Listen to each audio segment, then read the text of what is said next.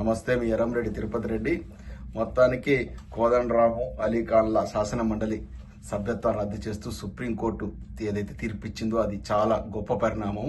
ఎందుకంటే ఈ రెండు ఎమ్మెల్సీ పోస్టులు యాక్చువల్గా అంతకుముందే దాసో శ్రవణ్ గారు, సత్యనారాయణ ఇద్దరిని కూడా రికమెండ్ చేస్తూ అప్పటి బీఆర్ఎస్ ప్రభుత్వం గవర్నర్ గారి దగ్గరికి పంపితే గవర్నర్ గారు ఈ ఇద్దరికి, దాసో శ్రవణ్ గారికి, సత్యనారాయణ గారికి ఇద్దరికి కూడా రాజకీయ నేపథ్యం ఉంది, వీరికి ఎలిజిబిలిటీ ఉందో లేదో అని తెలుసుకోవాలంటూ దాన్ని తాత్సారం చేస్తూ అట్నే ఆ ఫైల్ తొక్కి పెట్టడంతో అది అట్లాగే పెండింగ్ ఉండే.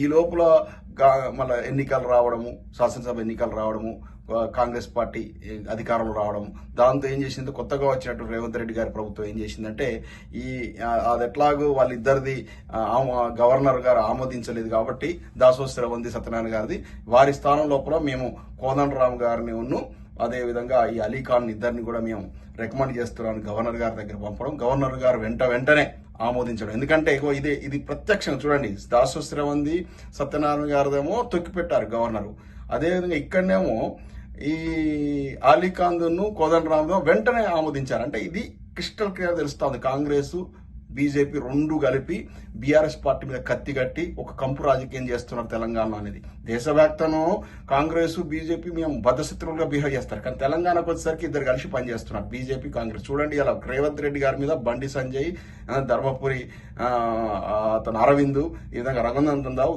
ఈగ వాళ్ళని ఎట్లేరు.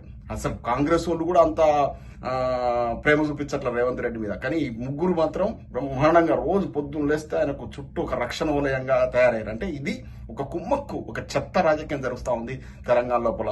తెలంగాణకు ఒక రూపాయి ఫండ్స్ కూడా తీసుకురావట్లేరు సెంట్రల్ నుంచి. వీళ్ళు 8 మంది, వాళ్ళు 8 మంది ఎంపీలున్నారు, ఒక్క రూపాయి ఫండింగ్ కూడా రావట్లేదు. మొత్తం తెలంగాణను ఆర్థికంగా మొత్తం బలహీనపరిచారు. అందుకే ఆనాడు గొంతెత్తుకొని కేసీఆర్ గారు చెప్పారు, తెలంగాణకు శ్రీరామరక్ష బీఆర్ఎస్ తోనే, తెలంగాణ కొట్లాడి తీసుకొచ్చినటువంటి మాతోనే తెలంగాణ న్యాయం జరుగుతుంది. అది చేసి చూపించిండ్రు గత 10 ఏళ్ల పాల లోపల. సో ఈ విధంగా ఈ రెండు పార్టీలు బీజేపీ కాంగ్రెస్ ఆడుతున్న చెత్త రాజకీయానికి ఇలా చెంప చెల్లు మనిమించాలా ఇలా సుప్రీంకోర్టు తీర్పిచ్చేసింది. ఇద్దరి మండలి సభ్యత్వాన్ని ఏదైతే రద్దు చేసిందో అది చాలా శుభపరిణామం.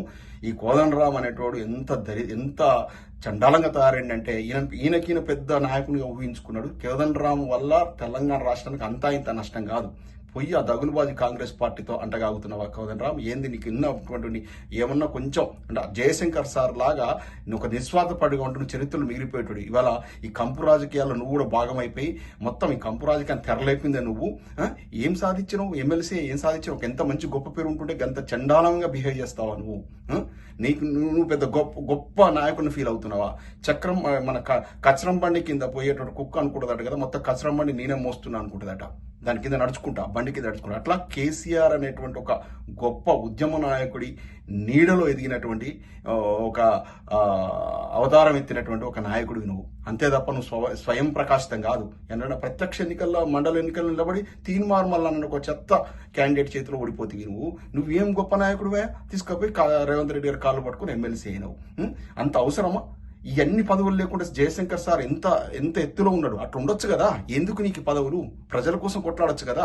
నోరు మూసుకున్నావు, మండలి ఎన్నికైనావు, సపరేట్ సైలెంట్ అయిపోయినావు. నిరుద్యోగుల కోసం కొట్లాడుతానవా? విద్యార్థుల కోసం ఫీజు రియంబర్స్మెంట్ కాలేజీలో మూతపడుతున్నావు, వాళ్ళ కోసం కొట్లాడుతానవా? ఎవరి కోసం కొట్లాడుతున్నావు నువ్వు? కాబట్టి నీలాంటి దగులుబాజీలను ఇవాళ సుప్రీంకోర్టు మీ యొక్క సభ్యత్వం రద్దు చేయడం ఏదైందో చాలా శుభపరిణామం. ఈ తెలంగాణకు చాలా మంచి జరుగుతుంది. జై తెలంగాణ.